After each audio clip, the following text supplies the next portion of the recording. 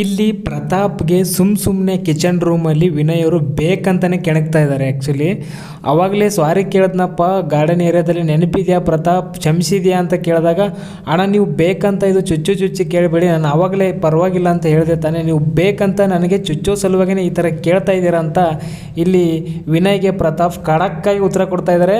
ವಿನಯ್ ಅವರು ಒಂದು second full silent ಆಗಿಬಿಟ್ಟಿದ್ರು ಅಂತ ಹೇಳ್ಬೋದು.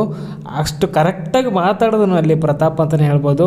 ಆಮೇಲೆ ವಿನಯ್ ಹೇಳ್ತಾ ಇದ್ದಾರೆ, ಹಂಗೇನಿಲ್ಲಪ್ಪ, ಇನ್ನೊಂದು ಸರ್ತಿ ನಿನಗೆ, ಯಾಕಂದರೆ ಒಂದು ಸರ್ತಿ ಸಾರಿ ಕೇಳಂದ್ರೆ ನಡೆಯಲ್ಲ, ಅದನ್ನು ವೀಕೆಂಡಲ್ಲಿ ಹೋಗಿ ಎಲ್ಲ ಎಳಿತಾ ಇರ್ತೀಯಲ್ಲ ಅದನ್ನೇ, ಅದಕ್ಕಾಗಿ ಎರಡೆರಡು ಸರ್ತಿ ಸಾರಿ ಕೇಳ್ತಾ ಇದ್ದೀನಿ, ನೀವು ಹೇಳೋ ಅವಶ್ಯಕತೆ ಇಲ್ಲ, ನೀವು ಬೇಕಂತ ತಿರ್ಚಿ ಮಾತಾಡೋದು ನಮಗೆಲ್ಲ ಅರ್ಥ ಆಗ್ತಿದೆ ವಿನಯ್ ಅಣ್ಣ, ಇಲ್ಲಿಗೆ ಸ್ಟಾಪ್ ಮಾಡಿ. ಇಲ್ಲಪ್ಪ ಆಯಿತು, ಸರಿ ಆಯಿತು, ತಪ್ಪಾಯ್ತು ಅಂತ ಫಸ್ಟ್ ಟೈಮು ವಿನಯ್ ಪ್ರತಾಪ್ ಮಾತಿಗೆ ಸೈಲೆಂಟ್ ಆಗಿರೋದು. ಇಲ್ಲ ಅಂದರೆ ಹಂಗೆ ಮಾತಾಡ್ತಾನೆ ಇದ್ದರು, ಪ್ರತಾಪ್ ಮಾತಾಡಿದ ಮಾತಿಗೆ ಸೈಲೆಂಟ್ ಆಗಿ